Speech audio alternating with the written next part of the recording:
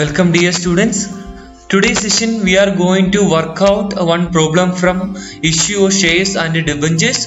This particular problem deals with the calls in arrear, forfeiture of shares and reissue of forfeiture shares. We'll move to the question. A company issues 5,000 shares of rupees 10 each payable as follows: rupees 2 on application, 3 on allotment, 3 on first call and rupees 2 on second and final call. Out of this, a shareholder holding 200 shares has failed to pay the allotment money, first call money and final call money. Therefore, the management decided to forfeit the shares and reissued all the 200 forfeited shares at rupees 9 as fully paid up. So this is the question. First of all, you have to go through the question properly. So from the question it is clear that company is issuing total 5,000 shares and the face value of the share is rupees 10, and the company is collecting rupees 2 on application, 3 on allotment, 3 on first call and rupees 2 on second and final call. In first stage, company is receiving amount from all the shares, but in allotment, first call and the second call, one shareholder holding 200 shares failed to make the payment.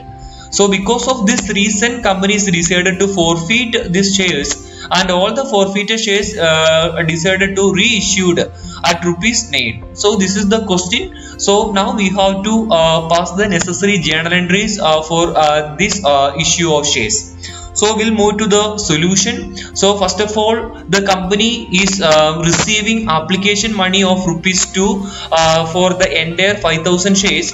So whenever company is receiving the application money, the journal entry will be bank account debtor to share application account. So the amount will be 5,000 into 2, 10,000 rupees. Once we have received application money, whatever amount we have received, we have to be transferred to share allotment account. So whenever we are transferring, the journal entry will be share application account debtor to share capital account. Whatever amount we have received through application, we have to be transferred to share capital. The amount again the same, 10,000 rupees. Now we'll move to the due journal entry for the allotment stage. So company is collecting rupees 3 on allotment stage. So the journal entry will be share allotment account debtor to share capital. So 5,000 into 3, 15,000 company is transferring to share capital. Now company is going to receive the amount. So in this question it is clear that so in one shareholder holding 200 shares failed to pay the allotment money, first call money and final call money as well. So here if it is a normal journal entry, it will be bank account debtor to share allotment, 5,000 into 3, 15,000 will be the answer. But in this case, out of 5,000 shares, 200 shares company is not receiving the amount. So in bank account, company is just receiving 5,000 into minus 2 or 200. So 4,800 into 3. So company is receiving 14,400 in the form of money, and calls in arrear account also we have to debit. So whatever amount is not paid by the shareholder, we have to transfer to calls in arrear. So that is 200 into 3, 600. To share allotment as usual, the entire amount 5,000 into 3, 15,000. So this is the second stage, that is allotment stage journal entry. So then we'll move to the next stage. First call due journal entry will be share first call account debtor to share capital. So company is collecting rupees 3 on first call. So 5,000 into 3, 15,000. So now we'll move to the next one. Company is receiving the first call amount. So the same way, company is not receiving the amount from 200 shares. So company receiving only the amount for 4,800 shares. So the amount will be bank account debtor, 4,800 into 3, 14,400. Calls in arrear account 200 into 3, 600. To share first call account, that is 15,000. So now we'll move to the last stage, that is final call money. So company is collecting rupees 2 from final call. So the journal entry will be share final call account debtor to share capital account. So 5,000 into 2, 10,000 will be the amount. So now whenever company is receiving the amount, okay, company is receiving the final call amount, again the same shareholder not able to make the payment. So again 4,800 into rupees 2 we are collecting, so 9,600 in the bank account we have to debit. And calls in arrear account, company is not receiving, whatever amount is not receiving you have to transfer to calls in arrear account. So that is 200 into 2, 400. To share final call account, that entire amount, that is 5,000 into 2, 10,000 we have to be transferred to share final call account. So now we have to pass very important journal entry, that is pertaining to the forfeiture journal entry. So forfeiture means we know that we are cancelling the shares that is already allotted. So in this case one shareholder holding 200 shares failed to make the payment on allotment, first call and the final call. Due to that we are going to forfeit, or we are going to cancel the entire 200 shares.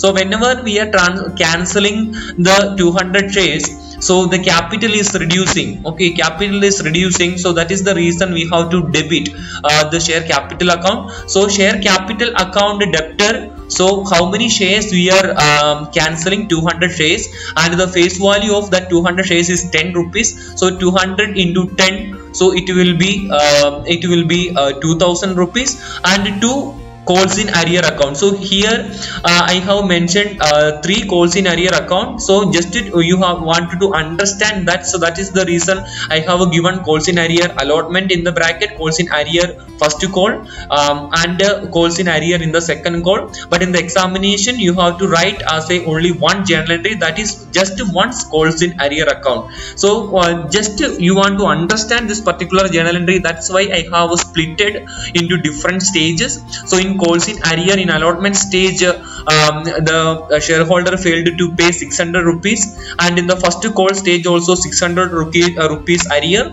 and in the final call stage 400 rupees arrear.